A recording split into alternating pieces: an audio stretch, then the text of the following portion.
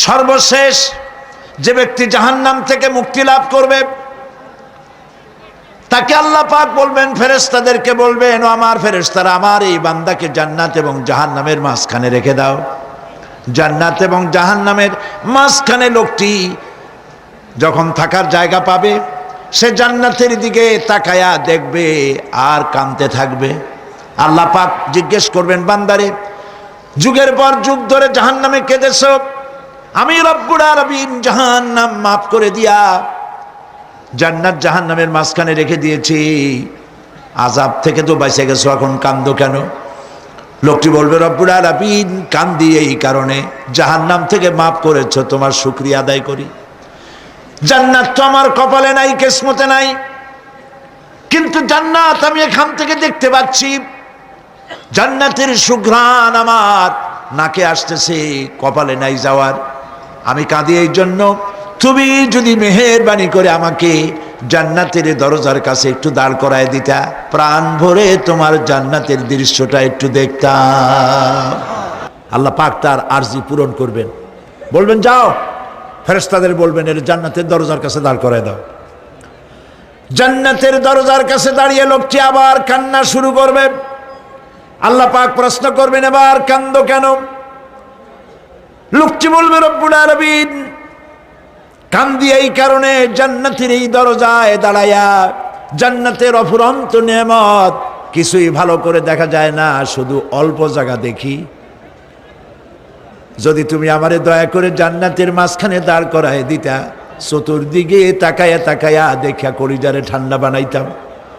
তবে আমি ওয়াদা করি, জান্নাতের কোনো নাজ নেয়ামত, কোনো ফল আমি খাবো না, ধরবো না, সইব না।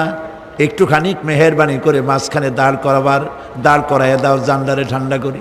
আল্লাহ রব্বুল আলামিন ফেরেশতাদের বলবেন, আমার এই বান্দারে জান্নাতের মাঝখানে দাঁড় করাইয়া দে। আল্লাহর নবী বলেন, জান্নাতের মাঝখানে দাঁড়িয়ে লোকটি আগের চাইতে আরো জোরে চিৎকার মেরে কাঁদতে থাকবে। আল্লাহ পাক বলবেন, বান্দারে কি হলো তোর? দরজার কাছে আসতে চাইছিলে, আইনা দিলাম। আবার এবার মাঝখানে আসতে চাইছো, তাও এনে দিয়েছি, আবার কান্দো কেন?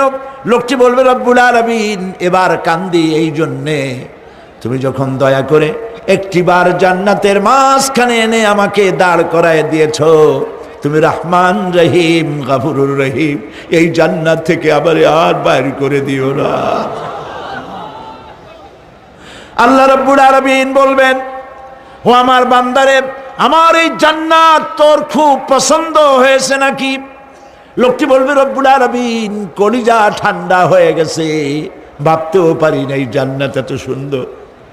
আল্লাহ পাক বলবেন, বান্দারে এরকম একটি নয়, দুইটা নয়, তোর জন্য আমি 10টা জান্নাত এইরকম রিজার্ভ করে রাখছি।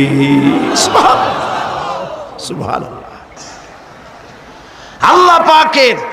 আল্লাহ পাককে ভয় করে পৃথিবীর সমস্ত পাপ থেকে যারা নিজেকে রক্ষা করবে, আল্লাহ তাদের জন্য এই জান্নাত রেখে দিয়েছেন। সুবহানাল্লাহ। সেই জান্নাতের রিসিপশন আপনারা আন্দাজ করতে পারবেন না, রিসিপশন কারে কয়।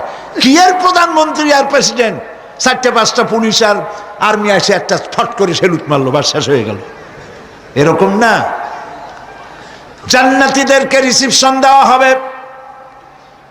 জান্নাতীরা যখন আল্লাহর হুকুমে জান্নাতের দিকে যেতে লাগবে, আর যখন জান্নাতের কাছে চলে যাবে, আল্লাহ রাব্বুল আলামিন শোনায় দিচ্ছেন, হাত্তা ইযা জাউহা ফুতিহাত আবওয়াবুহা ওয়া ক্বালা লাহুম খাজানাতুহা সালামুন আলাইকুম তিবতুম ফাদখুলুহা খালিদিন। সুবহানাল্লাহ। জান্নাতীরা যখন জান্নাতে প্রবেশ করার দরজার মুখোমুখি হবে, দ্বার রক্ষীগণ তখন বলবে, সালামুন আলাইকুম, আল্লাহর শান্তি তোমাদের উপরে বর্ষিত হোক। সুবহানাল্লাহ। দুনিয়ার টাটকা টাটকা সুখগুলি 2 পা দিয়ে ঠেলে দিয়েছো, টাটকা সুখগুলি গ্রহণ করো নাই, হারাম খাও নাই, আল্লাহর দ্বীন কায়েমের জন্য রক্ত দিয়েছো, জীবন দিয়েছো, কষ্ট করেছো, আল্লাহকে ভয় করেছো, আমাদের সালাম গ্রহণ করো, জান্নাতের মধ্যে ঢুকে যাও চিরকালের জন্য। সুবহানাল্লাহ। আর বাইর হওয়া লাগবে না, চিরকাল এই জান্নাতের মধ্যে তোমরা বসবাস করতে পারবে। আল্লাহ রাব্বুল আলামিনের ফেরেশতারা বলে দিবেন। জান্নাতের মধ্যে আল্লাহ পাক হুরদের সঙ্গে জান্নাতীদের বিয়ের ব্যবস্থা করে দিবেন। কোরআনে কারিমে আল্লাহ পাক বলেন, মুত্তাকিইনা আলা সুরুজিম মাসফুফাতিন ওয়া যাওয়াজনাহুম বিহুরিন ঈন।